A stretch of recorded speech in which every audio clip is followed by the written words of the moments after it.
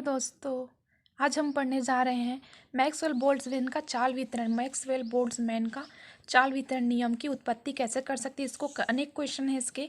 किस गैस के अनुवेग के एक्स घटक के वी एक्स और we x plus D we x के बीच होने की प्रायिकता के लिए व्यंजक प्राप्त कीजिए तथा प्रायिकता फलन का तापमान के साथ विचलन को समझाइए।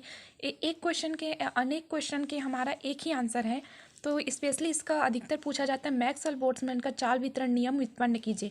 तो हम देखते हैं कि गैस के निश्चित आयतन में बहुत अधिक संख्या में अणु होते हैं तथा ये अणु सभी संभव चाल से सभी संभव दिशाओं में गैस में निश्चित आयतन में बहुत अधिक संख्या में अणु होते हैं तथा ये अणु सभी संभव चाल से सभी संभव दिशाओं में अनियमित गति करते रहते हैं।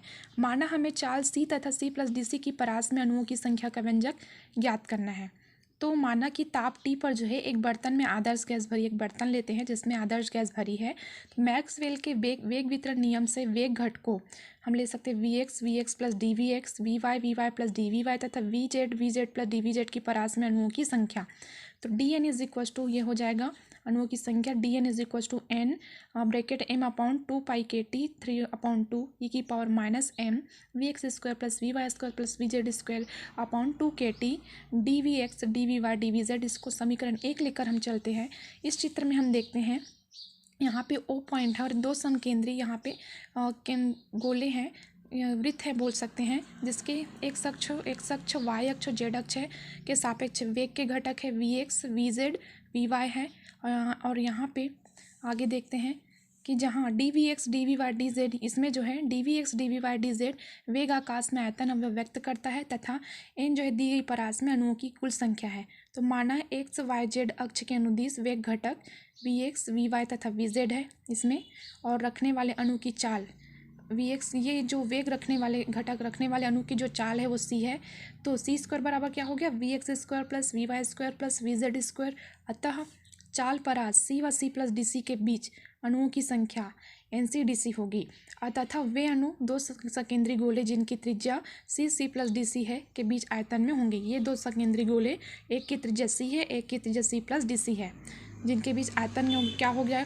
अब वी एक्स और we x plus D we x V Y plus D we Y तथा V Z plus D we Z के मध्य वेग आकाश में आयतन अवयव हम देखते हैं। तो D we x D we Y D we Z त्रिज्याओं सी व सी प्लस डी सी के दो गोलों के बीच का आयतन देखते हैं। तो वो हो जाएगा गोले के आयतन के सूत्र से 4/3 पाई, और इसमें त्रिज्या सी प्लस डी सी, तो सी प्लस डी सी का क्यूब हो गया माइनस 4/3 पाई सी क्यूब। इसमें एक गोले में क्या है सी है त्रिज्या, तो सी क्यूब हो गया 4 पाई सी square D C. Final answer आता है आयतन का। अब समीकरण 1 से जो है, ये जो हमारा समीकरण 1 था, इससे लेकर चलते हैं कि चाल परास सी व सी प्लस डी सी के बीच अणुओं की संख्या कितनी होगी। N c d c is equal to n m upon 2 pi के टी 3/2 ई की power minus m c square upon 2 k t 4 pi सी स्क्वायर डी सी। और इसी को हम लेकर चलते 4 pi n m upon 2 pi के टी 3/2 सी स्क्वायर ई की power m c square 2 pi के टी डी सी। समीकरण 2 को जो, ये जो समीकरण 2 को मैक्सवेल का चाल वितरण नियम कहते हैं, इसे ही मैक्सवेल का चाल वितरण नियम कहते हैं। अब चाल परास सी व सी प्लस डी सी के बीच अणुओं की प्रायिकता, तो वो क्या होगा p c d c. P c d c का फॉर्मूला होता है एन सी डी सी बटा एन। तो एन सी डी सी हमारे पास ये है, तो इसके बटे में हम एन कर देंगे, मीन्स एन और एन कैंसिल होके जो आंसर आएगा, मतलब एन और एन कैंसिल होके जो बचेगा, बच रहा है 4 पाई एम अपॉन 2 पाई के टी 3/2 सी स्क्वायर ई की power minus m c square upon 2 k t D C. ये तीसरा समीकरण, ये क्या कहलाया हमारे पास अणुओं की प्रायिकता, सी व सी प्लस डी सी के बीच अणुओं की प्रायिकता पी सी डी सी कहलाया। अब समीकरण 2 से, अभी समीकरण 2 से चाल परास 0 से सी में अणुओं की संख्या n c, only n c, तो एन सी डी सी, तो डी सी और डी सी हमारा कैंसिल हो जाएगा। एन सी डी सी का जो मान हम निकाले थे उसमें से डी सी है वो डी सी कैंसिल हो गया, फिर हमारे पास बचा 4 pi n m upon 2 pi के टी 3/2 सी स्क्वायर ई की power minus n c square upon 2 k T. अब चाल सी रखने की अणु की प्रायिकता फलन का, जो चाल सी रखने की जो अणु की प्रायिकता है वो प्रायिकता फलन कहलाती है। अतः प्रायिकता फलन क्या होगा p c is equal to p c d c upon d सी।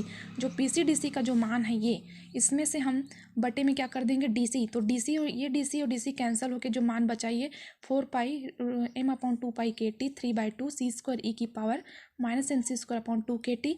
यही जो है यह आदर्श गैसों में अणुओं की चालों के लिए मैक्सवेल वितरण फलन है। धन्यवाद।